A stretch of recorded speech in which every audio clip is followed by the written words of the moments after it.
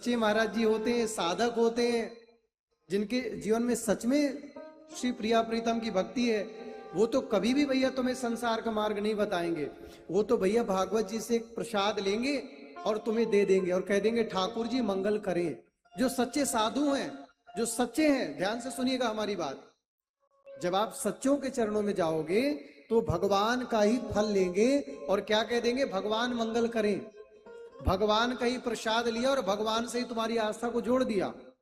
लेकिन जो संत के बेस में असंत घूम रहे हैं, वो क्या कहेंगे, मां नहीं मात, पिता नहीं देवा, साधुन संग करवावहि सेवा। देखो कलिकाल तो चल ही रहा है। अब इस कलिकाल में साधु को पहचानना, सच्चे संत को और असंत को पहचानना, ये बड़ी विलक्षण बात हो गई।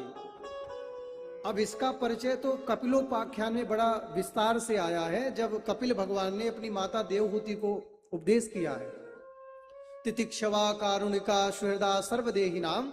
लेकिन हमें समझना चाहिए, जो सच्चा साधु होगा उसके 3 लक्षण देखिएगा। पहला लक्षण, वो अपने माता पिता का सम्मान करेगा। ध्यान से सुनिए, जो दंडी सन्यासी हैं उनकी भी परंपरा में यदि वो दंड लिए हैं तो अपना दंड किसी को दे, लेकिन माता को प्रणाम करने का उनको भी नियम है। माँ को प्रणाम दंडी सन्यासी भी करते हैं। लेकिन जो संत के बेस में कुछ असंत हैं, वो क्या करते हैं, ना तुम्हें भगवान से जोड़ेंगे, ना भगवान की कथा से जोड़ेंगे, वो अपने आप से तुम्हें जोड़ लेंगे और अपनी फोटो देंगे, बोले हमें ही माला पहना दो। अब यहां पर किसी की बुराई नहीं है। फिर वो जब अपना स्वयं कल्याण नहीं कर सके, वो आपका कल्याण क्या करेंगे। आपके जीवन में फिर उल्टा सीधा होता है, फिर बदनाम सारे आ जाते। एक मछली पूरे तालाब को, ऐसे लोगों ने समाज में विकृति लाई है। तो इस बात का विशेष ध्यान रखिए कि जिस साधु में 3 गुण हैं, याद रखना, वो दयावान भी है, वो श्रद्धावान भी है, वो धर्मवान भी है। पहला गुण क्या है मैया सज्जनों, पहला गुण है अपने माता पिता को मानेगा।